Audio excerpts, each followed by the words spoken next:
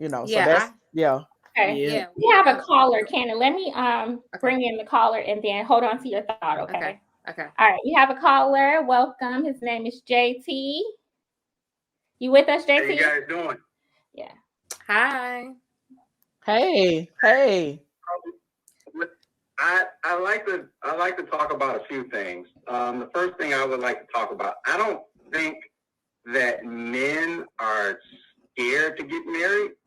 I think what it is, we don't want a failed marriage.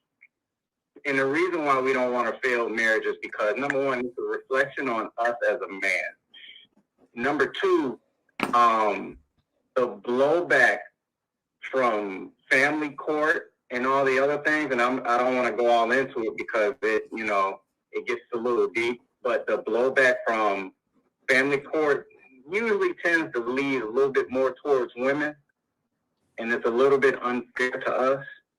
And so we may love you, but we also, in the back of our minds, we have to think about the liability of a failed marriage. Mm-hmm. The other thing is, unfortunately, our society doesn't hold married people together, and with that, it's like it used to be. If you were divorced, you were kind of ostracized for being divorced. So there was kind of once you got married, it was kind of an incentive to be married. But now, people just wake up in the morning and say, you know what, I don't want to be married to you anymore, and they can just go and file divorce paperwork, and that's it. And there's no real consequence, like it from a societal standpoint, like it used to be. As far as the women proposing to the men, and this is just my opinion, I think women have always kind of proposed to men, or kind of let them know where they stood or what they wanted. It just came off a little subtle, and I'll give you a few examples. Trap marriages. So say a guy and a girl are fooling around, the girl gets pregnant, and she's like, oh, well, you need to marry me. That, in a sense, is a proposal. It's not dropping to one knee and giving a guy a ring, but that, in a sense, is a proposal. Having the conversation, well, I want to be married. I don't know what you want out of this. I want to be married. We've been dating this long. I want to be married. That, in a sense, is a proposal. So, I'm going to be honest with you, because, I'm all for men. I am pro men. I'm all for holding men accountable, where it's necessary. But I'm also, for men being wise on making certain decisions. And that's just for me. Now, I don't like it.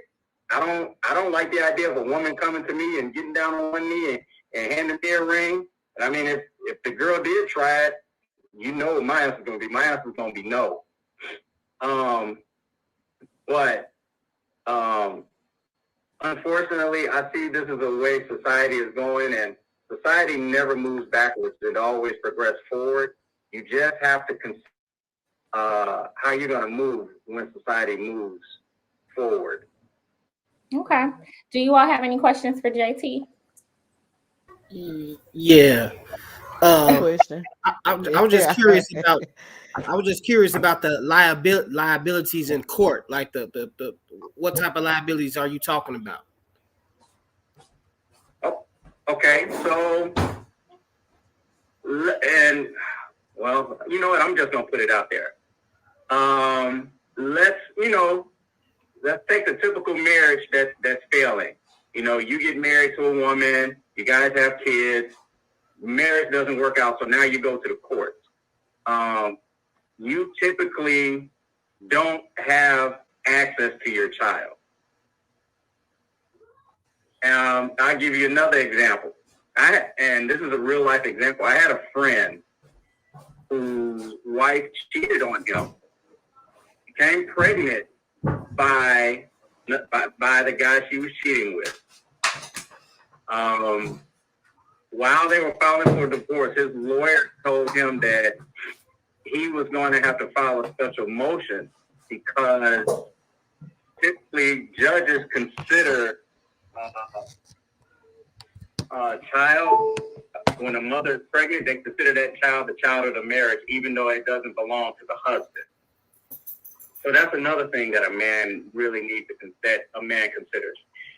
So like for me, when I talk to young boys, and they're in that courting age, and when I talk to, young men or any man that has never been married before, the best piece of advice I give them is to take, $300, $400, $500, go buy an hour of a lawyer's time and talk about the risk. And, a lot of times I be getting blowback like, hey, $500 is a lot of money. I say, yeah, but divorces cost more. You could spend $10,000 and more on a divorce.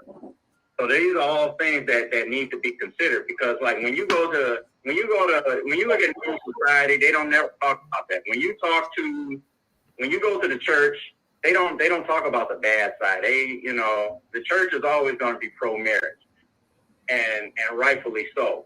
But you need to talk to somebody that can make things a little bit more real and talk about the dark things that can happen, not to scare you off.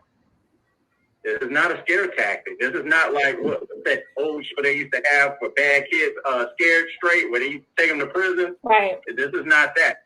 This is to give you a more realistic view of what can happen if things fail. So I don't want to make this a law conversation, but the reward, but a lot of people don't talk about the risk. Okay. Darwin and then Cannon. I don't know. I want to make this a law conversation, but I think when you're married, you kind of cut those liabilities in half, because the simple fact, when you marry a woman and you have kids, you automatically have rights after the divorce.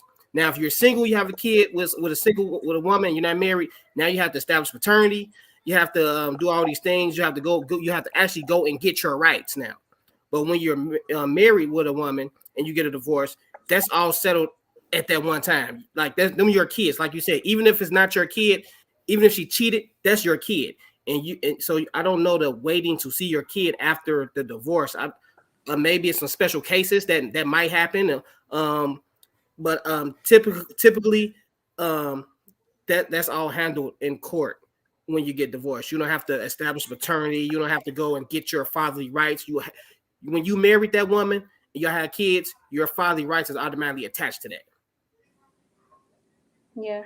Well, your fatherly rights may be attached to it. And I mean, I'm not a lawyer and I'm not giving legal advice. But what I'm saying is courts tend to lean heavily more towards the mother. Now, I mean, in some states, now things are actually starting to change, because you're starting to have more fathers' rights advocates and everything like that, where they're not even doing custody hearings anymore. They're just automatically giving 50-50 custody. But in more conservative states, they're going to lean more towards the mother. Now, your paternity may be established, but they're going to lean more towards giving primary custody to the mother. Mm-hmm. And I definitely think that our laws pertaining to divorce need to be changed. I don't know a ton about it, but I do know a little bit about it. And I do see that a lot of times fathers don't always get the ideal situation or fair part of the deal. I also know both men and women can be very mean and evil and petty during divorces. And a lot of times people are not fair to each other. I've seen it from both sides. I think that we have to remember the reasons why some of these laws or why precedence has been what it is. Women typically, because of this patriarchal society that you guys have set up, have been the ones who do the domestic and child rearing, the child rearers, and the ones responsible for taking care of the children, the taking care of the home. And even to this day, if we're honest, if men are honest, men still think that way. And we think that way, even in a marriage. You know, even if when people are married, 9 times out of the 10, the child will be with the mom. Like of my married friends who are mothers, 9 times out of 10, the child is with the mom. The child is being bathed by the mom, put to bed. The mom taking is the doctor's appointments. the mom going up is to the one school. who is doing the parent-teacher conferences. The mom is the one who calls the teacher. The mom is the one helping with the homework. The mom is the one getting the groceries. The mom is the one getting the clothes. The mom is the one preparing the lunches. The mom is the one paying the field trip forms. The mom is the one who takes on the lead of raising the children in the home. And that's how men have set it up. That's how society has set that up. So we have to remember that, you know, men set this up, that women are seen as the primary caretakers for the children. That's inside of a marriage, and it doesn't change because the marriage is now over. So we have to remember, and where these things come from. We have to also remember why women got alimony in the first place. And even to this day, and I said this on a show that I was on before, and the guys didn't want to believe it. But if you go look up, you will see that women have always and continue to be at the greater financial Detriment. Detriment after a divorce. This is fact. Over time, women have a harder time recuperating income, and they have a much lower income and after divorce. This is fact. You can look it up. And it's been like that for a long time. So this is why we have alimony. It's not like, oh, you get special treatment just because you're a woman. There are reasons why there's alimony. Now, should these rules be changed and should custody laws be changed? I agree. I completely agree. But our question was about like marriage. And I think that I know, JT, you were talking about how society treats marriage. There's no incentive. Actually, I think there are some incentives to stay married in society, but I get what you're saying. Society just kind of doesn't celebrate marriage, you know, and I agree with that. But my thinking is, okay, especially as believers or as Christians, or even if you're not a Christian, but you're somebody who values marriage, then what do we do to make sure that, okay, yeah, you go and see your attorney and you plan for the divorce just in case there's a divorce because it's happening. You plan for the worst case scenario. How are we planning to stay married? Like, are men doing that? You know, I know a lot of the Black Manosphere men they have told me, well, I don't have to train for marriage because I'm a man. I just protect and provide. That's what men do. So they are already going into a marriage like, I didn't have to learn to be a husband. You know, I just can show up. So, and men and women too. Women don't prepare for marriage sometimes. They prepare more for the wedding than they do the marriage. So I'm just like, yeah, I know what society has always been opposite. JT, I know you're a Christian. So, you know, like society has always been opposite the Bible and church and God's word. So that's nothing new. So it's like now as believers, or even if you're not a believer, but you're somebody who values marriage, what do we do to make sure that, yeah, okay, you're preparing, especially as a man, you're preparing legally, but that you can stand the test of time of a marriage?